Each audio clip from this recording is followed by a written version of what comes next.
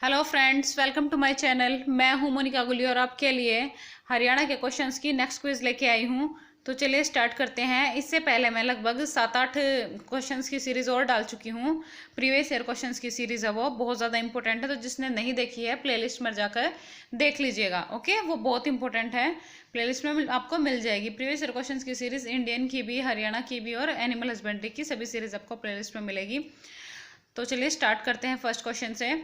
नारनौल का प्राचीन नाम क्या था? हमेशा की तरह इस क्वेश्चन में भी आपको 5 सेकंड्स का टाइम मिलेगा, उतने में आपको देख लेना है कि इसका आंसर क्या होना चाहिए।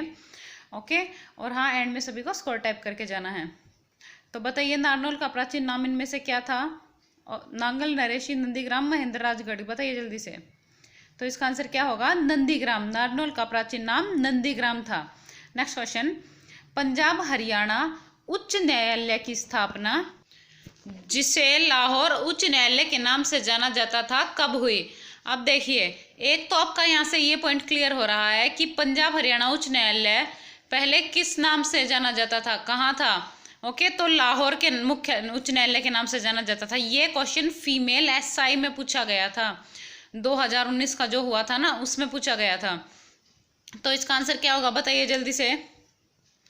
तो इसका आंसर क्या होगा? 1919 में हुई थी पंजाब हरियाणा उच्च न्यायालय की स्थापना, जो लाहौर उच्च न्यायालय के नाम से जाना जाता था। ओके, बनावली में सिंधु घाटी सभ्यता की खोज आर.एस. बिष्ट ने कब की थी? अब यहाँ से एक तो पॉइंट आपका ये क्लियर हो रहा है, बनावली में सिंधु घाटी सभ्यता की खोज आर.एस. बिष्ट ने की थी। ओके, अब दूसरा आपको ये बताना है कि कब की थी। तो बताइए कब की थी। तो इसका आंसर क्या होगा? 1973 से 1974 में की गई थी। अगर ऑप्शन में 1973 या 74 में से एक आ जाए तो आप 1974 पर टिक कर सकते हैं। ओके, तोमर शासकों के शासनकाल में हरियाणा में व्यापार, कला व संस्कृति की जानकारी कहाँ से मिलती है? तो ये तोमर शासकों से रिलेटेड है। तो तोमर शासकों से रिलेटेड इनमें से कौन सी चीज है, आप उसी से अंदाजा लगा लीजिए। तो इसका आंसर क्या होगा? यशतलिक चंपू। ओके, ये यशतलिक चंपू से पता चलता है तोमर शासकों के शासनकाल के बारे में। नेक्स्ट क्वेश्चन, हरियाणा के किस नृत्य में गाने सवाल और जवाब के रूप में होते हैं? तो ऐसा कौन सा ऐसा नृत्य है हरियाणा का जिसमें गाने सवाल और जवाब यानी कि प्रश्न और उत्तर की फॉर्म में होते हैं? तो फिफ्थ का आंसर क्या होगा, दीजिए जल्दी से। लूर। ओके, लूर ऐसा नृत्य है जिसमें गाने सवाल और जवाब के रूप में होते हैं। नेक्स्ट क्वेश्चन, होली के अवसर पर किया जाता है और ये भी याद रखिएगा। अब तक हरियाणा में कितनी बार राष्ट्रपति शासन लगाया गया है? अब पिछली वीडियो में मैंने आपको बताया था हरियाणा में राष्ट्रपति शासन पहली बार कब लगा, दूसरी बार कब लगा, लेकिन टोटल कितनी बार लगाया गया है? ये 3 बार। ओके, हरियाणा में राष्ट्रपति शासन टोटल कितनी बार लगाया गया है? 3 बार लगाया गया है। याद रखिएगा, ये क्वेश्चन इंपॉर्टेंट होते हैं, पूछे जाते हैं, खासकर ये इमरजेंसी वगैरह से रिलेटेड। यमुनानगर में भारत स्टार्च केमिकल लिमिटेड की स्थापना कब की गई थी? अब यहाँ से एक पॉइंट तो आपका ये क्लियर होता है कि भारत स्टार्च केमिकल लिमिटेड कहाँ है, तो वो यमुनानगर में है। और इसकी स्थापना कब हुई? 1938 में। ओके, कब हुई? 1938 में भारतीय स्टार्च केमिकल लिमिटेड की स्थापना हुई थी। सर छोटू राम का असली नाम क्या था? आपको पता होगा सर छोटू राम जन्मे कहाँ थे, पहले तो आपको ये पता होना चाहिए। तो ये गढ़ी सापला जो है रोहतक के पास, वहां पर इनका जन्म हुआ था। इनकी बहुत बड़ी मूर्ति का भी अनावरण किया था मुख्यमंत्री मनोहर लाल खट्टर ने। और इनका असली नाम क्या था? रिचपाल छोटू राम। नेक्स्ट क्वेश्चन, हरियाणा का नाम हरना किसने रखा? अब हरियाणा का नाम हरना किसने रखा था? आपको पता है क्वेश्चन इंपॉर्टेंट होते हैं। रजे हरियाणा, पुराने जो ये नाम है हरियल, ये कहाँ मिलते हैं या किसने रखे हैं? तो इस टाइप के क्वेश्चन पेपर में पूछे जाते हैं। तो इसका आंसर क्या होगा? महाराज कृष्ण। महाराज कृष्ण ने हरियाणा का नाम हरना रखा था। वेरी वेरी इंपॉर्टेंट क्वेश्चन, हर बार एक क्वेश्चन पूछा जाता है। अभी हाल ही में बिजली विभाग के जो पेपर हुए थे उसमें भी इस टाइप का क्वेश्चन पूछा गया था। ओपी धनखड़ द्वारा पशुधन बीमा योजना किस जिले से शुरू की गई? आपको पता है ओपी धनखड़ द्वारा पशुधन बीमा योजना शुरू की गई थी, लेकिन वह किस जिले से शुरू की गई थी? तो इसका आंसर क्या होगा? झज्जर। झज्जर जिले से पशुधन बीमा योजना की शुरुआत हुई थी। जो भी फर्स्ट हो, हरियाणा में फर्स्ट, इंडिया में फर्स्ट, आपको पता है वो इंपॉर्टेंट होता है, इसलिए याद रखा कीजिए ये सब। अनुकूल गृह योजना का संबंध किससे है? तो इसमें से अनुकूल गृह योजना का संबंध किससे है? दिव्यांगों से, महिलाओं से, अनाथों से, है इनमें से कोई नहीं? बताइए जल्दी से। तो इसका आंसर क्या होगा? दिव्यांगों से। ओके, दिव्यांगों से है अनुकूल गृह योजना का संबंध। आपको पता होना चाहिए एक तो सभी योजनाओं के बारे में कि उनका संबंध किससे है, बहुत इंपॉर्टेंट होता है ये। योद्धे व कुणिंदों ने मिलकर किसको पराजित किया? तो एक तो आपका यहाँ से पॉइंट ये क्लियर होता है, पेपर में क्वेश्चन इस तरह पूछा गया था कि योद्धे ने किसके साथ मिलकर पराजित किया था? तो कुणिंदों के साथ मिलकर पराजित किया था। तो और पराजित किसको किया था इनमें से? तो किया था कुषाणों को। ओके, किसको पराजित किया था? योद्धे व कुणिंदों ने मिलकर कुषाणों को। और ये दोनों राजवंश भी आपको याद रखने हैं, क्योंकि ऑप्शन में इस तरह भी पूछा गया था एक बार कि योद्धे व बाकी के जो दूसरे राजवंश थे ना, उनका नाम साथ में डाल दिया था। तो आपको याद रखना है योद्धे व कुणिंदों ने ही मिलकर कुषाणों को पराजित किया था। चलिए नेक्स्ट क्वेश्चन। बादानकों को किसने पराजित किया? ये क्वेश्चन बहुत इंपॉर्टेंट है, क्योंकि जो बादानक वंश था वो काफी शक्तिशाली था और इनको कोई पराजित कर ही नहीं पा रहा था। लेकिन सबसे पहले है ना, इनको जो पराजित किया था वो विग्रहराज चतुर्थ ने किया था। बहुत इंपॉर्टेंट क्वेश्चन है ये। ओके, बादानकों को किसने पराजित किया था? विग्रहराज चतुर्थ ने। अकबर के मकबरे को लूटने वाला जाट कौन था? ये क्वेश्चन भी पेपर में पूछा जाता है। तो इनमें से बताइए कौन था अकबर के मकबरे को लूटने वाला जाट? तो इसका आंसर क्या होगा? राजा राम। अकबर के मकबरे को लूटने वाला जाट कौन था? राजा राम था। आपको पता है ये सारे ही जो जाट राजा थे, तो इसमें से आंसर क्या होगा? राजा राम। ओके, इंपॉर्टेंट है, याद रखिएगा। Next question. देवनगर किसका नाम रखा गया है? आपको पता है हरियाणा में हाल ही में बहुत से नगरों के नाम बदले गए हैं, तो वो काफ़ी इंपॉर्टेंट है। हरियाणा में हो या इंडिया में हो, बदले हुए नाम बहुत इंपॉर्टेंट है जो हाल ही में 1 साल के अंदर बदले गए हैं। तो इसका आंसर क्या होगा? चमगेड़ा। चमगेड़ा का नाम बदलकर देवनगर रखा गया है। Very very important. ओके, 8 जगह से आने वाले भागवतों की सूचना कहाँ से मिलती है? तो आपको पता है 8 जगह से आने वाले भागवतों की सूचना मिलती है, स्तंभ बने हुए हैं, अभिलेख हैं वो, जहाँ से 8 जगह से आने वाले भागवतों की सूचना मिलती है। तो वो कहाँ पर है आपको ये बताना है। तो बताइए क्या होगा इसका आंसर? तो इसका आंसर होगा गुजरी महल से। ओके, गुजरी महल, हिसार का जो गुजरी महल है ना, वहां से 8 जगह से आने वाले भागवतों की सूचना मिलती है। ये भी याद रखना आपको, गुजरी महल कहाँ है? हिसार में है। बहुत इंपॉर्टेंट है क्वेश्चन, याद रखिएगा। एक क्वेश्चन से 2-3 क्वेश्चन करने की कोशिश किया कीजिए। ओके, जो मैं इंपॉर्टेंट फैक्ट्स बताती हूँ वो भी सुना कीजिए, इंपॉर्टेंट होते हैं इसीलिए बताती हूँ। पेपर में पूछे गए हैं या तो वो फैक्ट्स या पूछे जा सकते हैं। बागोत तीर्थ किससे संबंधित है? तो बताइए बागोत तीर्थ इनमें से किससे संबंधित है? पिपलाद ऋषि। ओके, बागोत तीर्थ किससे संबंधित है? पिपलाद ऋषि से संबंधित है। कुबेर तीर्थ किससे संबंधित है? अब आपको पता है, पता होने चाहिए, ये सब पूछे जाते हैं पेपर में। तो क्या होगा इसका आंसर? बताइए 18 का आंसर। तो इसका आंसर क्या होगा? चैतन्य महाप्रभु। चैतन्य महाप्रभु से संबंधित है कुबेर तीर्थ। और ये है कहाँ पर? तो ये कुरुक्षेत्र में है। ओके, ये भी याद रखना है कि ये कहाँ पर है, कुरुक्षेत्र में है। देखिए मैं फिर बोल रही हूँ, अगर किसी को लग रहा है कि मैं आंसर जल्दी दे देती हूँ, तो आप वीडियो को पॉज करके ऑप्शंस देख सकते हैं और अपना एनालिसिस कर सकते हैं कि आपको ये क्वेश्चंस आते हैं या नहीं आते हैं। इससे उन बच्चों का भी टाइम वेस्ट नहीं होगा जिनको ये क्वेश्चंस आते हैं, और उनकी फटाफट से रिवीजन भी हो जाएगी और आपका भी टाइम वेस्ट नहीं होगा। ओके, विराजनगर किसे कहते हैं? तो इनमें से कौन सा ऐसा नगर है जिसे विराजनगर भी बोला जाता है? बताइए जल्दी से। तो इसका आंसर क्या होगा? पिंजौर। विराजनगर पिंजौर को बोला जाता है। हांसी का युद्ध मसूद व कुमार सालदेव के बीच कब हुआ? तो बताइए हांसी का युद्ध मसूद व कुमार सालदेव के बीच कब हुआ था? तो इसका आंसर क्या होगा?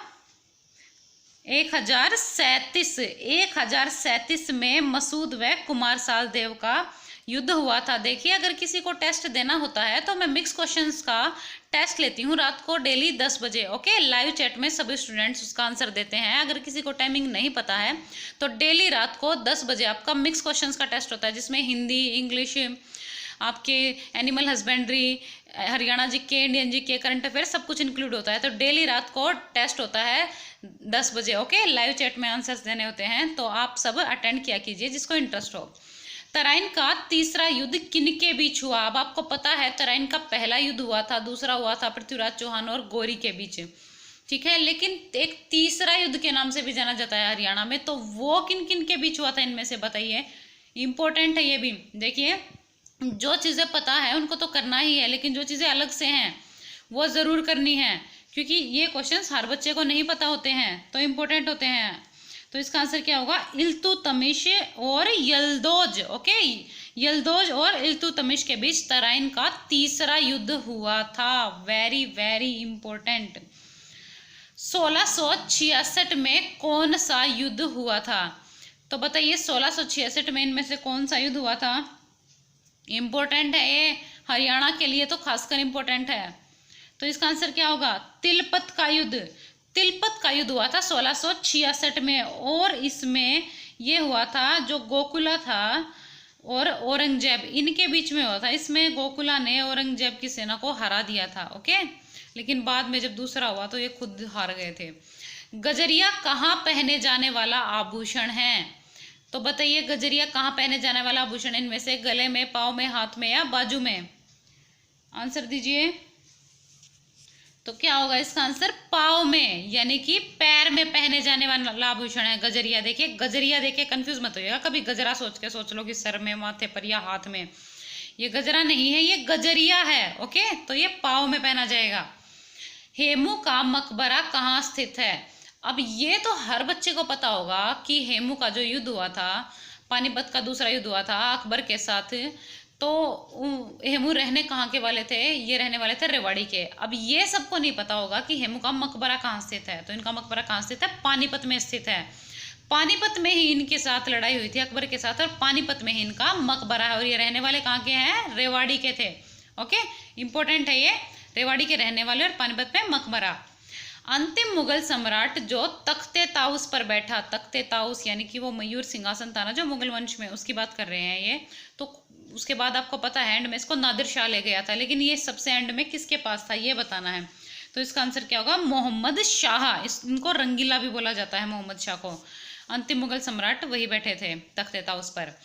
काला अम्ब किससे संबंधित है? तो आपको पता है कि काला अम्ब बनाया जा रहा है। अभी हाल ही में सरकार ने कुछ टाइम पहले घोषणा की थी कि काला अम्ब बनेगा काफ़ी बड़े लेवल पर। तो बताइए किससे संबंधित है इनमें से? पानीपत की दूसरी लड़ाई, तीसरी लड़ाई, तराइन की पहली लड़ाई या दूसरी लड़ाई? बताइए जल्दी से आंसर दीजिए। तो क्या होगा इसका आंसर? पानीपत के तीसरे युद्ध से, यानी पानीपत की तीसरी लड़ाई से संबंधित है काला अम्ब, जो अहमद शाह अब्दाली और मराठों के बीच हुई थी। कब हुई थी? 1761 में। बहुत इंपॉर्टेंट है ये, याद रखिएगा। पंचमुखी शिव की मूर्ति कहाँ से प्राप्त हुई है?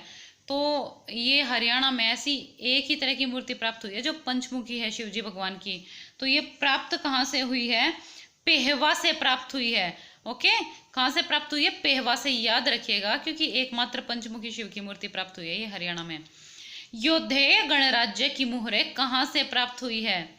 तो योद्धेय गणराज्य की मुहरें इनमें से बताइए कहाँ से प्राप्त हुई है? देखिए, प्राप्त तो एक दो जगह से और भी हुई है, लेकिन मुख्यतः पूछा गया है, तो बताइए कहाँ से प्राप्त हुई है। तो इसका आंसर क्या होगा? नौरंगाबाद, ओके। कहाँ से प्राप्त हुई है योद्धेय गणराज्य की मोहरें? नौरंगाबाद से प्राप्त हुई है, जो कि भिवानी में है। रजिया बेगम के पिता का क्या नाम था? आपको पता है पहली महिला मुस्लिम शासिका थी रजिया बेगम, और इनके पिता का क्या नाम था? इल्तुतमिश, ओके। इल्तुतमिश की पुत्री थी रजिया बेगम, जो पहली महिला मुस्लिम शासिका थी। और सन 1240 में हरियाणा का जो कैथल है ना, वहाँ पर इनकी मृत्यु हो गई थी, वहाँ पर इनको मार दिया गया था, ओके। और इनके पति का नाम भी याद रखना आपको, अल्तुनिया, ओके। वो भी पूछा जाता है पेपर में, क्या नाम था इनके पति का? नाम अल्तुनिया, ओके। और हाँ, इनकी कब्र कहाँ है? कैथल में है, ये भी क्वेश्चन पेपर में पूछा जाता है। रजिया बेगम की कब्र कहाँ है? कैथल में है। खाप युद्ध किसे कहा जाता था? बताइए इनमें से A, B, C या D, क्या होगा इसका आंसर? तो इसका आंसर क्या होगा? जाटों की आंतरिक लड़ाई। जो जाटों की आंतरिक लड़ाई होती थी ना, उसे खाप युद्ध कहा जाता था, ओके। ये क्वेश्चन भी इंपॉर्टेंट है, पूछ लिया जा सकता है पेपर में। चलिए नेक्स्ट क्वेश्चन देख लेते हैं। 31 क्वेश्चन, हरियाणा में गांधी आश्रम कहाँ है? आपको पता है गांधी जी से रिलेटेड जितने भी फैक्ट है ना हरियाणा में, वो बहुत इंपॉर्टेंट है, इसलिए इनके आंसर तो आपको पता होने ही चाहिए। तो बताइए हरियाणा में गांधी आश्रम कहाँ है इनमें से? तो क्या होगा इसका आंसर? पलवल। हरियाणा में गांधी आश्रम कहाँ है? पलवल। पलवल से रिलेटेड आपको पता है गांधी जी गिरफ्तार भी हुए थे पलवल से, तो आपको मुझे कमेंट बॉक्स में ये बताना है कि वो किस डेट को हुए थे और किस सन को हुए थे। ओके, इंपॉर्टेंट है क्योंकि वो, बताइए मुझे कमेंट बॉक्स में जिसको पता है। किसानों का मसीहा किसे कहा जाता है? तो किसानों का मसीहा इनमें से किसको बोला जाता है? बताइए जल्दी से। तो क्या होगा इसका आंसर? सर छोटूराम। किसानों का मसीहा किसे बोला जाता है? सर छोटूराम को बोला जाता है, और इन्हें रहबरे आजम भी बोला जाता है। इंपॉर्टेंट है, याद रखिएगा, पूछ लिया जाता है। An agriculture geography of Haryana पुस्तक किसने लिखी? तो बताइए इनमें से किसने लिखी an agriculture geography of Haryana? काफी इंपॉर्टेंट है, ये पेपर में पूछा जा सकता है, बताइए जल्दी से। तो इसका आंसर होगा जसबीर सिंह। जसबीर सिंह ने ये पुस्तक लिखी थी, an agriculture geography of Haryana. Okay, paper में क्वेश्चन इस तरह भी पूछा जा सकता है कि हरियाणा से रिलेटेड जसबीर सिंह ने कौन सी पुस्तक लिखी, तो पुस्तक का नाम भी याद रखिएगा। Okay, agriculture geography of Haryana. 1965 में पंजाबी सूबे की स्थापना के लिए आमरण अनशन किसने घोषित किया? बहुत इंपॉर्टेंट क्वेश्चन है। तो आपको यहाँ से ये याद रखना है कि ये आमरण अनशन कब घोषित किया गया था? 1965 में। ठीक है, अब ये घोषित किसने किया था इनमें से? तो इसका आंसर क्या होगा? फतेह सिंह। फतेह सिंह ने आमरण अनशन की घोषणा की थी पंजाबी सूबे की स्थापना के लिए। हरियाणा में प्रथम मध्यावधि चुनाव कब हुए? यानी कि बीच में ही चुनाव हो गए थे। मध्यावधि मतलब मध्य अवधि। ओके, एक तरीके से संधि है ये, मध्य जमा अवधि, मध्यावधि। तो प्रथम चुनाव कब हुए थे हरियाणा में? तो इसका आंसर क्या होगा? 1968। सन 1968 में हरियाणा में प्रथम मध्यावधि चुनाव हुए थे। हरियाणा में पंजाबी भाषा के अलावा एक बार कौन सी भाषा को द्वितीय दर्जा मिला था? आपको पता है हरियाणा में द्वितीय जो दर्जा मिला हुआ है वो पंजाबी भाषा को मिला हुआ है। एक तो आपको ये बात याद रखनी है, द्वितीय दर्जा किस भाषा को मिला हुआ है? पंजाबी भाषा को। लेकिन एक बार हरियाणा में ना किसी और भाषा को भी द्वितीय दर्जा मिला था, तो वो किसको मिला था बताइए। तो इसका आंसर क्या होगा? तमिल। जो तमिल भाषा थी ना हरियाणा में, एक बार उसको भी द्वितीय भाषा का दर्जा दिया गया था। और ये दिया किसने था? ये भी इंपॉर्टेंट है। तो ये किसने दिया था? बंसीलाल ने दिया था। द्वितीय भाषा का दर्जा किसने दिया था? बंसीलाल ने, याद रखिएगा। देखिए मैं एक दो चीज़ आपके लिए रिपीट इसलिए कर देती हूँ ताकि आपको साथ साथ याद हो जाए। ओके, कन्फ्यूजन ना हो, क्योंकि लिखी हुई चीज़ें कई बार याद हो भी जाती हैं और कई बार दिमाग से निकल भी जाती है, लेकिन अगर आप उस चीज़ को एक दो बार सुन लेते हैं तो दिमाग में बैठ जाती है। इसलिए अगर मैं रिपीट करती हूँ तो आपके लिए करती हूँ। हरियाणा पर्यटन विभाग का गठन कब हुआ? तो आपको पता है HSC अब पूछने लग गया है सन वगैरह कुछ ज़्यादा ही, तो इम्पोर्टेंट है ये सब भी, और खासकर इंपॉर्टेंट चीज़ें जो गठित हुई हैं वो तो है ही इंपॉर्टेंट। तो इसका आंसर क्या होगा? 1974। हरियाणा पर्यटन विभाग का गठन कब हुआ था? 1974 में हुआ था। गोपालगिरी का दुर्ग किसने बनवाया? ये क्वेश्चन इंपॉर्टेंट है, पेपर में कई बार पूछा गया है। तो बताइए गोपालगिरी का दुर्ग किसने बनवाया? तो क्या होगा इसका आंसर? बलबन। ओके, बलबन ने बनवाया था गोपालगिरी का दुर्ग। लौह एवं रक्त की नीति किसने अपनाई? ये भी बलबन ने अपनाई थी। ये क्वेश्चन भी पेपर में पूछा गया है। और गोपालगिरी का दुर्ग है कहाँ ये आप मुझे बताएंगे, क्योंकि प्रीवियस ईयर की जो वीडियोस मैंने कराई है, प्रीवियस ईयर क्वेश्चंस की सीरीज, उसमें मैं आपको बता चुकी हूँ कि गोपालगिरी का दुर्ग कहाँ है। हरियाणवी गीतांजलि के रचयिता कौन है? Very very important question. वैसे गीतांजलि किसने लिखी है? रविंद्रनाथ टैगोर ने। ठीक है, रविंद्रनाथ टैगोर को नोबेल पुरस्कार भी मिला था गीतांजलि के लिए। ठीक है, वैसे पूछा जाए तो गीतांजलि का नाम किसका नाम आएगा गीतांजलि लिखने के लिए? रविंद्रनाथ टैगोर का, क्योंकि उन्हें नोबेल प्राइज भी मिला था। लेकिन पूछा जाए हरियाणवी गीतांजलि किसने लिखी है, तो इसका आंसर क्या होगा? हरि सिंह। हरियाणवी गीतांजलि के रचयिता कौन है? हरि सिंह। और जो गीतांजलि किसने लिखी है वो लिखी है रविंद्रनाथ टैगोर ने, जिसके लिए उन्हें नोबेल पुरस्कार भी मिला था। साहित्य का पहला नोबेल पुरस्कार था वो भारत में किसी को जो मिला था, रविंद्रनाथ टैगोर को मिला था। हरियाणा की प्रथम सफल फिल्म कौन सी थी? तो हरियाणा की प्रथम सफल फिल्म बताइए इनमें से कौन सी थी? पहली फिल्म नहीं पूछा है यहाँ पर, पहली सफल फिल्म पूछा है। तो बताइए इसका आंसर क्या होगा? तो इसका आंसर क्या होगा? बहुरानी। ओके, हरियाणा की प्रथम सफल फिल्म कौन सी थी? बहुरानी थी। लेकिन पूछा जाए हरियाणा की प्रथम फिल्म कौन सी थी, तो कौन सी? हरफूल सिंह जाट जुलानी। प्रथम सफल फिल्म कौन सी थी? बहुरानी। लेकिन पहली जो फिल्म थी ना वो थी हरफूल सिंह जाट जुलानी। और अगर पूछा जाए पहली फिल्म जिसमें हरियाणवी भाषा का प्रयोग हुआ तो वो धरती थी। ओके, ये थोड़ी शॉर्ट फिल्म थी, ठीक है। तो हरियाणा की पहली फिल्म जिसमें ऐसी पहली फिल्म जिसमें हरियाणवी भाषा का प्रयोग हुआ, धरती। हरियाणा की पहली फिल्म हरफूल सिंह जाट जुलानी। और हरियाणा की पहली सफल फिल्म बहुरानी। और हरियाणा की सबसे सफल फिल्म कौन सी थी? तो चंद्रावल आंसर आएगा, ठीक है। आई होप आपको फिल्मों से रिलेटेड ज्यादातर डाउट क्लियर हो गए होंगे। हरियाणा राज्य महिला आयोग का गठन कब हुआ? पहले तो आप मुझे कमेंट बॉक्स में ये बता दीजिए कि हरियाणा राज्य महिला आयोग की जो अध्यक्ष है वो कौन है। मैं आपको कई बार बता चुकी हूँ प्रीवियस ईयर क्वेश्चंस की सीरीज में, ठीक है। जिसने नहीं देखी प्रीवियस ईयर क्वेश्चंस की सीरीज, प्लेलिस्ट में जाकर देख लीजिएगा, आपको मिल जाएगी हरियाणा जीके में हरियाणा की प्रीवियस ईयर क्वेश्चंस की सीरीज, जो पिछले पेपरों में पूछे गए हैं, बहुत इंपॉर्टेंट है वो। तो इसका आंसर क्या होगा? 20 अप्रैल 1999 में हरियाणा राज्य महिला आयोग का गठन हुआ था। देश का पहला कंट्री क्लब कहाँ है? अब देखिए, जो भी फर्स्ट हो वो हमेशा इंपॉर्टेंट होता है। तो पहला कंट्री क्लब इनमें से कहाँ है? हरियाणा में है ये। कहाँ पर है बताइए जल्दी से, पहला कंट्री क्लब? तो इसका आंसर क्या होगा? मेवात। पहला कंट्री क्लब कहाँ पर बनाया गया है? मेवात में बनाया गया है। वेरी वेरी इंपॉर्टेंट क्वेश्चन, जो भी फर्स्ट हो वो इंपॉर्टेंट होता है। हरियाणा में रेल कार्यशाला कहाँ पर है? तो हरियाणा में रेल कार्यशाला इनमें से कहाँ पर है? जगाधरी, पिंजौर, बिनोला या बहादुरगढ़? बिनोला गुड़गांव में एक गांव है, तो इसका आंसर क्या होगा? जगाधरी। हरियाणा में रेल कार्यशाला कहाँ पर है? जगाधरी में है। वेरी वेरी इंपॉर्टेंट क्वेश्चन, याद रखना है आपको। ये सारे ही क्वेश्चन बहुत इंपॉर्टेंट है, एक एक क्वेश्चन और एक एक जो फैक्ट मैं बता रही हूँ सब कुछ इंपॉर्टेंट है। हरियाणा में हल्दी का सर्वाधिक उत्पादन कहाँ होता है? पहले तो आपको ये पता होना चाहिए कि मसालों के उत्पादन में जो सबसे ज्यादा उत्पादन होता है ना हरियाणा में, वो हल्दी का ही होता है, ठीक है। एक पॉइंट तो आपका यहाँ से ये क्लियर हो गया। जो प्रीवियस ईयर क्वेश्चंस की सीरीज है मैंने उसमें कराया भी है ये क्वेश्चन आपको, ठीक है। अब ये होता कहाँ पर है? तो ये सबसे ज्यादा अंबाला में होता है। ओके, हल्दी का सर्वाधिक उत्पादन कहाँ होता है? अंबाला में। हरियाणा क्षेत्र को पंजाब से निकालकर दिल्ली में मिलाने की मांग किसने उठाई थी? तो पहले आपको पता है हरियाणा पंजाब का ही एक भाग था और इसको अलग करके दिल्ली में मिलाने की मांग इनमें से किसने उठाई थी? आपको इसका आंसर देना है, तो बताइए किसने उठाई थी? पीरजादा मोहम्मद हुसैन।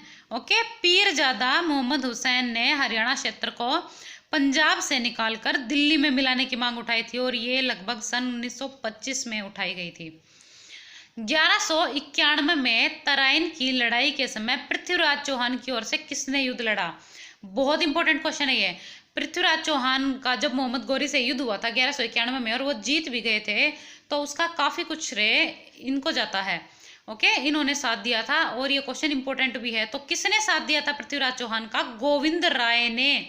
गोविंद राय ने एक बार तो मोहम्मद गौरी को मूर्छित तक कर दिया था, बहुत वीर थे ये, ठीक है। तो इनका नाम बहुत इंपॉर्टेंट है, याद रखना है आपको। गोविंद राय ने पृथ्वीराज चौहान का साथ दिया था तराइन के पहले युद्ध में जो 1191 में हुआ था।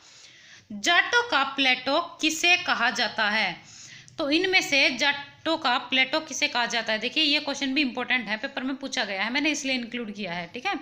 जो भी चीज़ पेपर में पूछी जाती है पहले या फिर किसी भी तरह पूछ ली जाती है तो वो तो इंपॉर्टेंट वैसे ही हो जाती है। तो जाटों का प्लेटो इनमें से किसे कहा जाता है? सूरजमल को, राजा सूरजमल को बोला जाता है, ठीक है। इन्हें बहुत ज़्यादा वीर बोला जाता है, इनमें काफ़ी बुद्धिमान और इन्हें एक तरीके से वीर और काफ़ी तरह की संज्ञाएं दी गई हैं।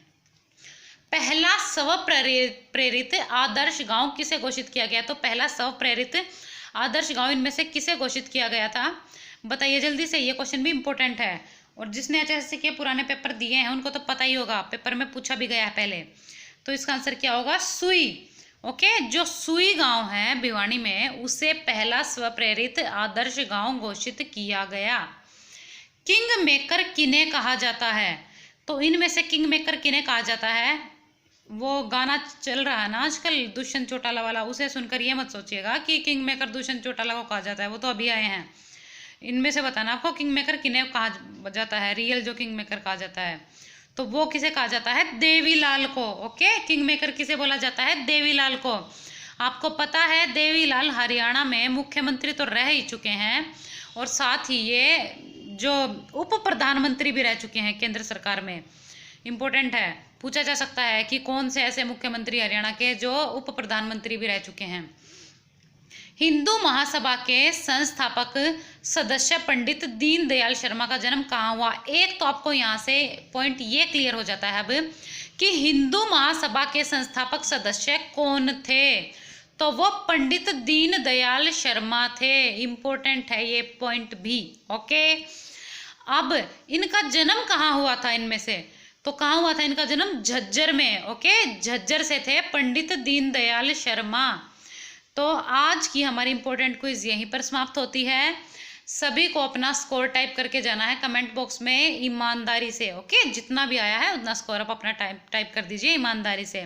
ओके, और साथ ही कमेंट बॉक्स में ज़रूर बताना है कि क्वेश्चंस आपको कैसे लगे, वीडियो आपको कैसी लग रही है, और अगर आपको कोई भी चेंज कराना हो वीडियो में, कोई सुधार की गुंजाइश हो, तो आप मुझे अपनी एडवाइस दे सकते हैं नीचे। ओके, आपकी सहूलियत के अकॉर्डिंग मैं कर दूंगी चेंज। और हाँ, अगर किसी और टॉपिक पर वीडियो चाहिए तो आप मुझे बता सकते हैं कमेंट बॉक्स में, मैं जल्दी ही उस पर वीडियो बनाने की कोशिश करूंगी। ओके, और हाँ, जिसने चैनल को सब्सक्राइब नहीं किया है पहले तो चैनल को सब्सक्राइब कर लीजिए और बेल आइकन दबाना मत भूलिएगा, वरना आपको नोटिफिकेशन नहीं मिलेगी। इससे पहले भी मैंने हरियाणा प्रीवियस ईयर क्वेश्चंस की सीरीज़ कराई है, वो बहुत इंपॉर्टेंट है, तो प्लेलिस्ट में जाकर उसको भी देख लीजिएगा। और साथ ही हरियाणा प्रीवियस ईयर क्वेश्चंस की सीरीज़ के साथ साथ मैंने इंडियन प्रीवियस ईयर क्वेश्चंस की सीरीज़ भी कराई है, और एनिमल हस्बेंड्री के भी जो पहले क्वेश्चंस पेपर में पूछे गए हैं वो भी करा रखी है। आपको पता है वो हरियाणा के एग्जाम्स के लिए बहुत इंपॉर्टेंट है, तो आप प्लेलिस्ट पर जाके देख सकते हैं उन वीडियोस को भी। और हाँ, जिसको वीडियो ना मिले कमेंट बॉक्स में मुझसे लिंक मांग लीजिएगा, मैं आपको प्रोवाइड करा दूंगी। ओके, जितना हो सके वीडियो को प्लीज़ लाइक करें। कमेंट बॉक्स में मुझे ज़रूर बताइए आपको वीडियो कैसी लग रही है, उससे हमें बहुत सपोर्ट मिलता है आपके कमेंट से। ओके, तो thank you, bye bye, like share and subscribe, और हाँ, बेल नोटिफिकेशन दबाना मत भूलिएगा। बाय।